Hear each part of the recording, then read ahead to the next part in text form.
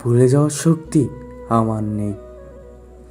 তুমি টের পেয়েছিলে, তুমি ভালো করে বুঝে গিয়েছিলে তোমাকে ছাড়া অন্য কারোর কথা আমি ভাবতেই পারি না। তুমি খুব ভালোভাবেই বুঝে গিয়েছিলে তোমাকে ছাড়া আমার বেঁচে থাকা দায়। তোমাকে ছেড়ে দেওয়ার শক্তি আমার নেই। তাই তুমি দিনের পর দিন অবহেলা করতেই শুরু করলে। আমি যতই আঁকড়ে ধরে রাখার চেষ্টা করেছিলাম, তুমি ততই অবহেলা বাড়িয়ে দিলে।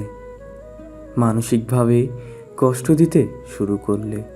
তোমাকে ছাড়া থাকতে পারবো না বলে সম্পর্কটা বাঁচাতে দিনের পর দিন অবহেলা, তুচ্ছ তাচ্ছিল্য, মানসিকতার যন্ত্রণা সব নীরবেই সহ্য করে নিয়েছি। আমি একটু একটু করে নিজেকে বুঝতে শুরু করলাম।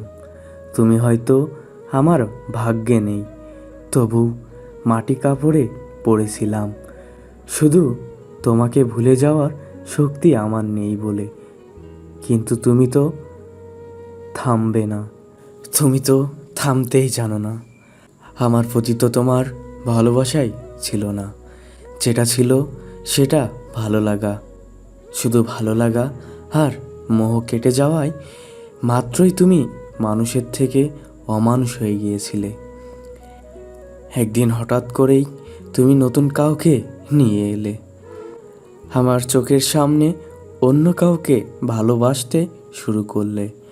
সহ্য করতে পারছিলাম না, একদম সহ্য করতে পারছিলাম না। আর সেই মুহূর্তেই তোমাকে ছেড়ে দিয়ে ফিরে আসলাম।